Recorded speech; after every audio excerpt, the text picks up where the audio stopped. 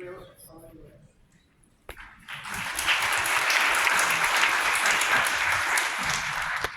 you very much. Merci beaucoup. Muchas gracias. On a Friday afternoon, before Memorial Weekend in the United States, it's amazing to see so many of you come and be present in this room today. This is the United Nations headquarters. We have 690 participants in person, many of whom are outside getting in, but we need to keep to the time. And then this commemoration, global commemoration of Africa at the United Nations, is being translated worldwide. So for you and for those who are present, I wanted to make sure that we say a big thank you, a warm thank you for your making the effort to come here, please. The United Nations headquarters is the most important body that regroups over 194 countries. And a country which has been a strong supporter of the African Renaissance and Diaspora Network is the country of Senegal, which has sponsored this global celebration of Africa Day at the United Nations.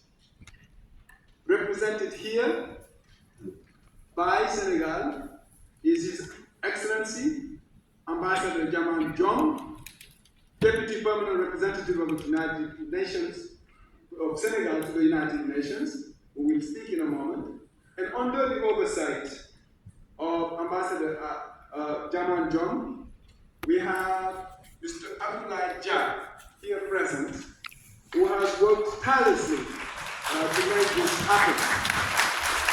So I would like to thank the Ambassador, Deputy Permanent Representative of Senegal to the United Nations, under the oversight of whom Mr. Abdoulaye Dia worked tirelessly, and other members of the mission, to make sure that we are here today, where we are celebrating worldwide Africa Day at the United Nations headquarters.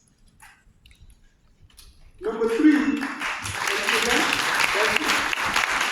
event like this takes a lot of time and energy to put together. And at the outset, I would like to acknowledge the work of the core team that helped to put this event together on a voluntary basis. We have Mr. Gordon Tapper, who is the executive producer. Could you stand up, please, Gordon Tapper? We have Irene Kassim, who is our very strong moderator.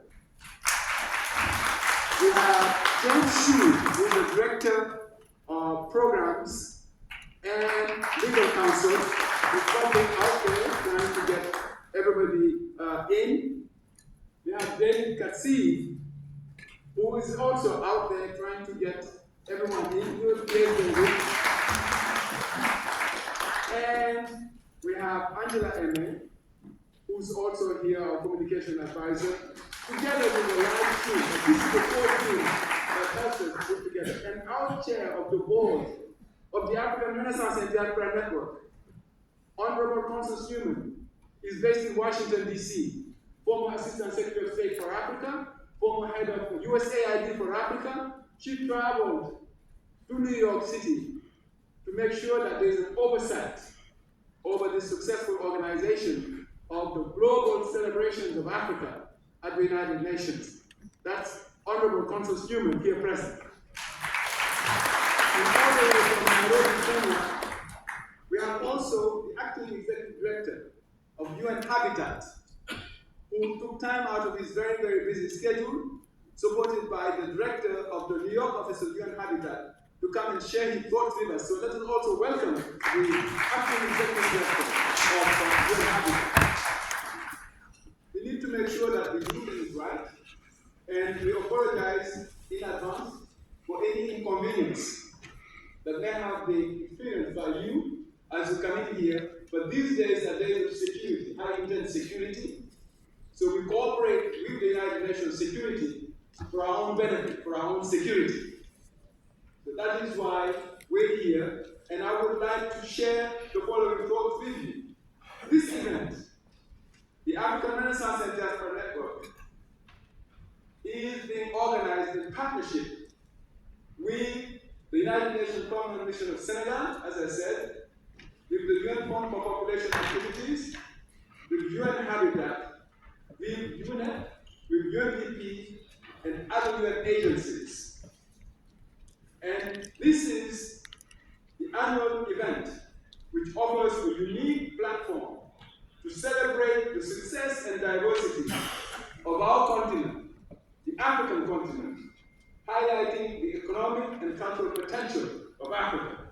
And by so doing, we also do not forget Afro-descendants, sons and daughters who were removed from the continent over 500 years ago. And I would like to recognize here one of the most senior persons in this room, Professor Leonard Jeffries, here present.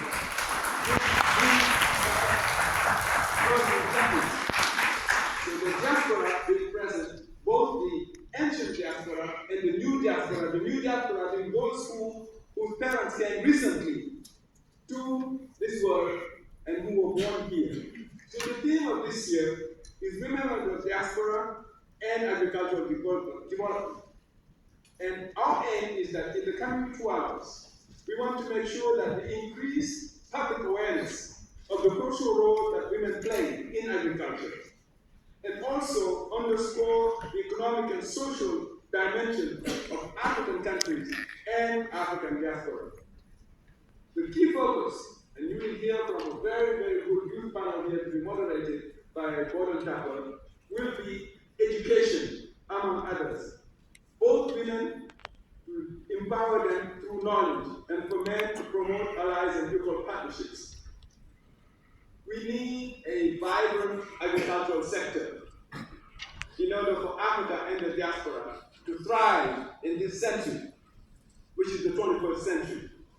We need to recognize and support the role of women in agriculture if we are to achieve the Sustainable Development Goals by the year 2030, and if we are to achieve the African Union's Agenda 2063. Because, let us face it, there have been a lot of progress, but women face several challenges when it comes to agriculture. Women have limited access to land, water, seeds, fertilizers, markets, credit, and also financial services. You have seen in the communication that we sent you in the invitations what the objectives are, and those objectives are within the framework of making sure that we use the convening powers of sports and cultures in order to make sure that we say zero tolerance to gender-based violence. Final point, what is the African Renaissance and Diaspora Network? The African Renaissance and Diaspora Network is an international non-governmental organization which has been recognized by the United States government as a 501c3 status organization, at the same time which has got a status partnership agreement with several UN agencies, programs, and funds. And our special program is really to make sure that we accompany the United Nations in achieving the Sustainable Development Goals in the year 2030. And with that, each one of you has on your chairs a red card with the permission of the ambassador of Senegal, with the permission of the chair of the board. I would like each one of you to take your cards, and I'd like to politely ask you to stand up, and we're going to commit ourselves individually and collectively to making sure that by taking this card, each one of you take your cards.